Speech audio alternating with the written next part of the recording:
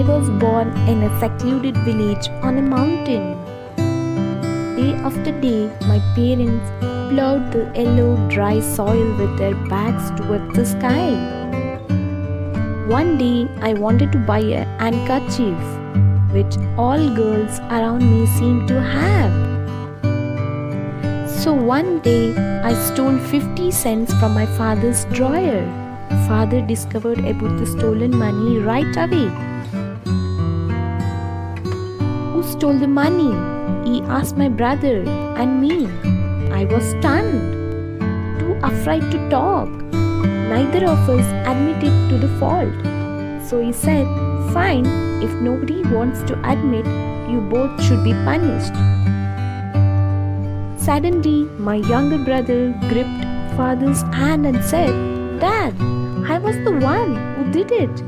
He took the blame and punishment for me." In the middle of the night, all of a sudden, I cried out loudly. My brother covered my mouth with his little hand and said, "Sis, now don't cry anymore. Everything has happened." I will never forget my brother's expression when he protected me. That year, my brother was 8 years old and I was 11 years old.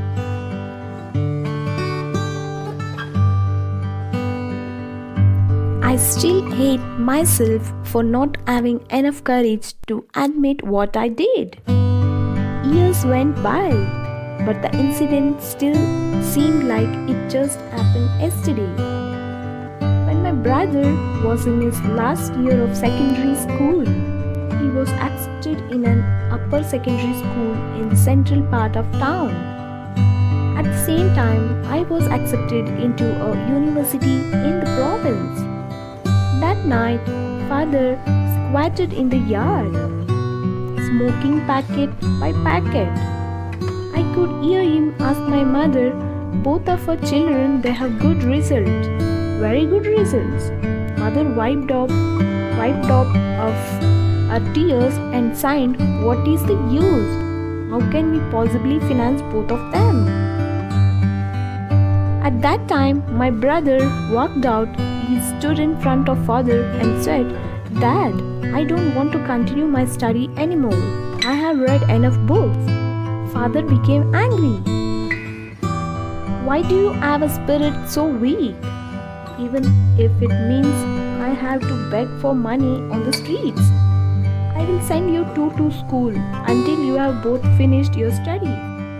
Then he started to knock on every house in the village to borrow money. I stuck out my hand as gently as I could to my brother's face and told him, "A boy has to continue study. If not, he will not be able to overcome this poverty we are experiencing." On the other hand, I decided not to further my study at the university. Nobody knew that on the next day before dawn, my brother left the house with a few pieces of worn-out clothes and a few dry beans. He sneaked to my side of the bed and left a note on my pillow. "Sis, getting into university is not easy. I will go find a job and I will send money to you." I held the note while sitting on my bed and cried until I lost my voice. With the money father borrowed from the whole village and the money my brother earned from carrying cement on his back at a construction site, finally I managed to get to the third year of my study in the university. That year my brother was 17 years old and I was 20 years old. One day while I was studying in my room, my roommate came in and told me, "There's a village waiting for you outside." Why would there be a villager looking for me? I walked out and I saw my brother from afar. His whole body was covered with dirt, dust, cement and sand. I asked him, "Why did you not tell my roommate that you are my brother?" He replied with a smile, "Look at my appearance. What will they think if they would know that I am your brother? Won't they laugh at you?" I felt so touched and tears filled my eyes. I swept away dirt and dust from my brother's body and told him with a lump in my throat, I don't care what people would say. You are my brother no matter what your appearance. From his pocket, he took out a butterfly hair clip. He put it on my hair and said, I saw all the girls in town are wearing it. I think you should also have one. I could not hold back myself anymore. I pulled my brother into my arms and cried. That year my brother was 20 years old and I was 23 years old. After I got married, I lived in the city. Many times my husband invited my parents to come and live with us. But they didn't want. They said once they left the village, they wouldn't know what to do. My brother agreed with them. He said, Sis, you just take care of your parents-in-law. I will take care of mom and dad here. My husband became the director of his factory.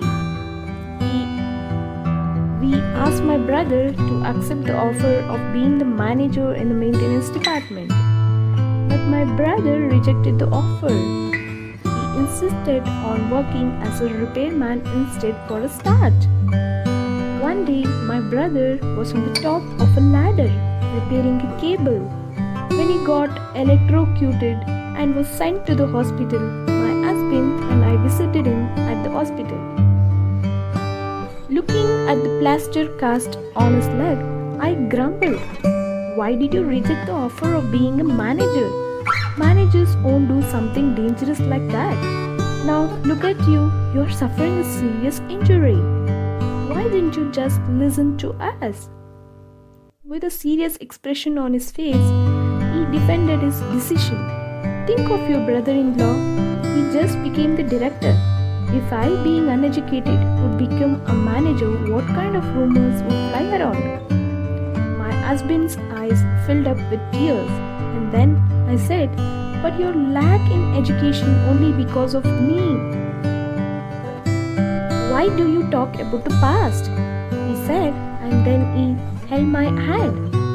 That year, he was 26 years old and I was 29 years old. My brother was 30 years old when he married a farmer girl from the village. During the wedding reception, the master of ceremonies asked him, Who is the one person you respect and love the most? Without even taking time to think, he answered, My sister. He continued by telling a story I could not even remember. When I was in primary school, the school was in a different village. Every day my sister and I would walk for 2 hours to school and back home. One day I lost one of my gloves. My sister gave me one of hers. She wore only one glove and she had to walk far. When we got home, our hands were trembling because of the cold weather. She could not even hold her chopsticks. From that day on, I swore that as long as I lived, I would take care of my sister and would always be good to her. Applause filled up the room. All guests turned their attention to me. I found it hard to speak. In my whole life, the one I would like to thank most is my brother. And in this happy occasion, in front of the crowd, tears were rolling down my face again. So, the moral here is love and care for the one you love every single day of your life. You may think what you did is just a small deed, but to that someone, it may mean a lot. Some relations are made to be last longer, but they still need to be nurtured with love and care.